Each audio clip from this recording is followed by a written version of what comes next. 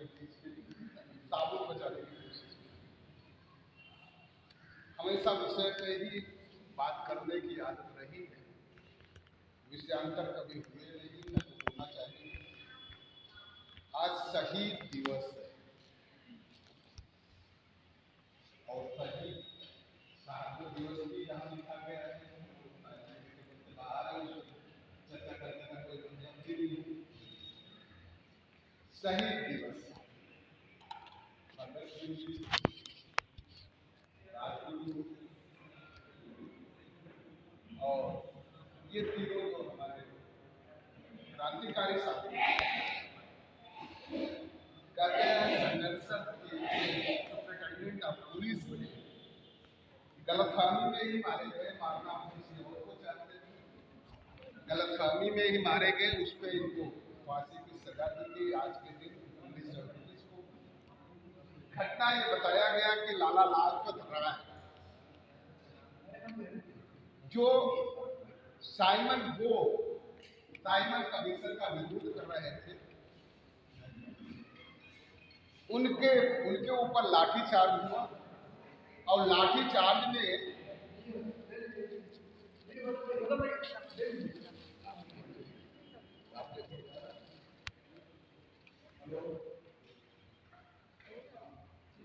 लाला लाजपत राय के ऊपर लाठीचार्ज हुआ। द्विवेदी जी भी बैठे हैं, प्रबुद्ध साथी है, प्रकांड विद्वान है, मार्कंड सातेज है उनका। बावजूद इसके हम यहाँ बहुत इत्तेफाक नहीं करते, न तो लाला लाजपत राय को शहीद मानना चाहते हैं और न हमारा कभी कॉन्शस अलाउ करेगा शहीद मानने। अगर उनके प्रतिकार में इन लोगों को फांसी दी गई है तो माफ करिएगा, इनको भी शहीद नहीं। वजह क्या थी? वजह भी तो साफ होनी चाहिए। साइमन कमीशन जो ये इंडिया होम रूल एक्ट बनने जा रहा था, उस एक्ट के तहत ये परीक्षण करने आया था किसकी सामाजिक दशा बुरी है, वो कौन अनटचेबिलिटी का शिकार हो रहा है, किसको विशेषाधिकार दिए जाने का प्रोविजन किया जाना है, किसको नहीं किया जाना है। ऐसी स्थिति में जो डिप्रेस क्लास का सर्वेक्षण करने आए थे, ऐसे कमीशन का लाला लाजपत राय द्वारा विरोध किया जाए और इसके बाद उसको भी मेरे ख्याल से द्विवेदी भी जो रहेंगे तो उसको उनको राष्ट्रभक्त कह देंगे, राष्ट्रपिता भी कह सकते हैं, कुछ भी कह सकते हैं।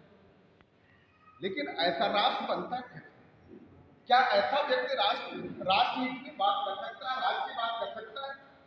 जो एक समाज बहुत दिन से मार्जिनालाइज रखा गया है और उसकी साजिश की वजह से मार्जिनालाइज रखा गया है, उसका विरोध किया जा रहा हो, तो इसका मतलब यह है कि सरकार के काम में बड़े पैमाने पर आप दखल दे रहे थे। एक समाज को जो आप पददलित बना के रखना चाहते थे, उपेक्षित बना के रखना चाहते थे, उपेक्षा का शिकार करना रखना चाहते थे, उसके लिए जब अधिकार मिल रहा था तो आप उसका विरोध कर रहे थे। तो आप इसका मतलब ये हुआ कि आप बड़े समाज के विरोधी थे, विध्वंसक थे समाज की एकता के। समाज की एकता का विध्वंसक कभी भी शहीद नहीं हो सकता, वो अपराधी हो सकता है, अपराधी की भांति मारा जाता है, हम उसको अपराधी से अलावा नहीं मानते। जब तक इस तरह के परिकल्पनाएं नहीं की जाएगी, सही विश्लेषण नहीं किया जाएगा, तो सही आधारशिला नहीं रखी जा सकती। ये सच है।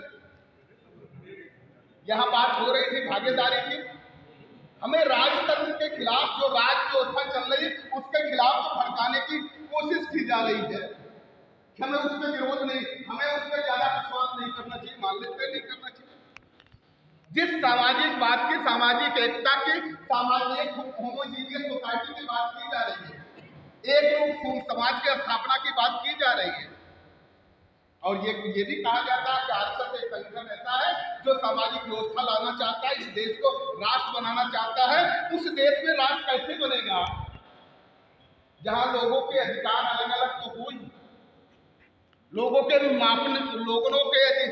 को सम्मान देने का पैमाना अलग हो, वेशभूषा अलग हो, परिवेश अलग हो। एक व्यक्ति जो अगर बैकवर्ड का है और बैकवर्ड के उसको रिजर्वेशन मिला है, वो यूपीएससी क्वालिफाई कर जाता है, इंटरव्यू क्वालिफाई कर जाता है, पीओपीटी की लिस्ट में आ जाता है, लेकिन उसको क्रीमी लेयर के नाम पे इसलिए बाहर कर दिया जाता है कि 6 लाख रुपए तुम्हारी इनकम हो गई, तुम्हारे माँ बाप की इनकम 6 लाख रुपए हो गई थी, तुम क्रीमी लेयर पे आ गए। लेकिन वही जब सवर्ण को आरक्षण दिया जाएगा ईडब्ल्यूएस के नाम पे, तो क्या निर्धारित किया जाएगा? अगर सवर्ण कोई है 8 लाख की इनकम वाला है तो गरीबी रेखा के नीचे आएगा। ये अव्यवस्था नहीं चलती। संविधान की बात की जाए तो ईमानदार नहीं बनना पड़ेगा, ये चालाकी छोड़नी पड़ेगी, शब्दों से खेलना बंद करना पड़ेगा। आपको याद होगा कि 1999 में एक बड़ा सूखा पड़ गया था। उस समय छत्तीसगढ़ नहीं बना था, मध्य प्रदेश का ही भाग हुआ करता था। बहुत सारे आदिवासी हमारे भूखे मर गए थे। अटल बिहारी वाजपेयी जी प्रधानमंत्री थे, जब वहां गए तो वहां जैसे हमारे यहाँ शकरकंद होता है, वहां एक घास होती है, क्योंकि सूखा पड़ गया तो घास जल गई, वो खाने को नहीं मिला, लोग मर गए। तो अटल बिहारी वाजपेयी जी ने ये नहीं कहा कि लोग भूखे मर गए, शब्दों से खेला उन्होंने। क्या शब्द प्रयोग किया? हमें पता है कि यहाँ कुपोषण से मौत हुई है, बड़े पैमाने पर कुपोषण से मौत हुई है। यहाँ बैठे हुए तमाम प्रबुद्ध साथी हैं, हम आपसे अगर पूछ ले कुपोषण क्या है तो क्या बताएंगे? आपको लगेगा कोई बीमारी आई, जैसे एक कोरोना आ गया, वैसे ही कोई बीमारी नहीं होगी। वो शब्दों से खेला गया। अगर वास्तव में इस देश को एकीकृत भारत बनाना चाहते हैं, जैसा कि किसी पुरोहित साहब ने लिखा, सबका भारत, मजबूत भारत, आदर्श भारत, ये सच परिकल्पना। जब तक होमोजीनियस सोसाइटी नहीं बनेगी, एक रूप समाज की स्थापना नहीं होगी, तब तक सबका भारत, मजबूत भारत, आदर्श भारत नहीं बनती। तो शहीद को शहीद, अपराधी को अपराधी मानना पड़ेगा, ये पहचान करनी पड़ेगी। अगर इस देश को वास्तव में आदर्श भारत बनाना है, मजबूत भारत बनाना है और सबका भारत बनाना है, तो ये पहचान करनी पड़ेगी। शब्दों से खेलने की जरूरत है।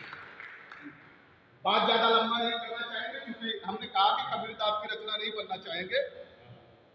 केला जी तमाम लोग हैं, तमाम साथी हैं, उन्होंने अपनी बात कही। इतनी बात मैं समझता हूँ कि आप सभी साथियों के लिए बहुत है। केवल दुष्यंत कुमार त्यागी की एक कविता है, उसको पढ़ना चाहेंगे आपके सामने और आपसे विदा लेना चाहेंगे। हो गई है पीर पर्वत सी पिघलनी चाहिए, 1975 में लिखा था, शायद आज भी जरूरत है। हो गई है पीर पर्वत सी पिघलनी चाहिए, इस हिमालय से कोई गंगा निकलनी चाहिए। आज यह दीवार पर्दों की तरह हिलने लगी, शर्त लेकिन थी कि ये बुनियाद हिलनी चाहिए। हर गली में, हर सड़क पर, हर नगर, हर गांव में हाथ लहराते हुए हर लाश चलनी चाहिए। सिर्फ हंगामा खड़ा करना मेरा मकसद नहीं, सिर्फ हंगामा खड़ा करना मेरा मकसद नहीं, सारी कोशिश है ये सूरत बदलनी चाहिए। मेरे सीने में न सही तो तेरे सीने में ही सही, हो कहीं भी आग तो ये आग जलनी चाहिए। आप सभी का बहुत बहुत धन्यवाद, आयोजकों का धन्यवाद, संचालक से गुस्ताखी के लिए माफी चाहते हुए उनका आभार व्यक्त करते हैं कि हमने गुस्ताखी के। बाकी आप सभी श्रोताओं का बहुत बहुत धन्यवाद। सभी को जय भीम, जय भारत।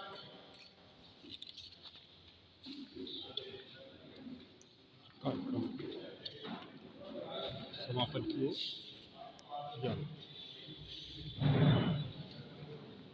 रानी सागर जी बोल रहे थे, रानी सागर जी, और यह कार्यक्रम चल रहा है। आप सब 1, 2, 3 अप्रैल को पहुंचिए चित्रगुप्त रिजॉर्ट्स और लोकनायक जयप्रकाश नारायण के भागीदारी आंदोलन पर चर्चा कीजिए, संपूर्ण क्रांति पर चर्चा कीजिए और एक निर्णय लीजिए कि कैसे संपूर्ण क्रांति को साकार किया जाए, संपूर्ण क्रांति को सफल किया जाए, लोकनायक जयप्रकाश नारायण के भारत को के विचारों के सपनों का भारत बनाया जाए।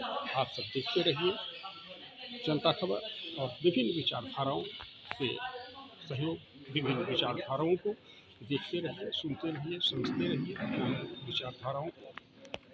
और धन्यवाद।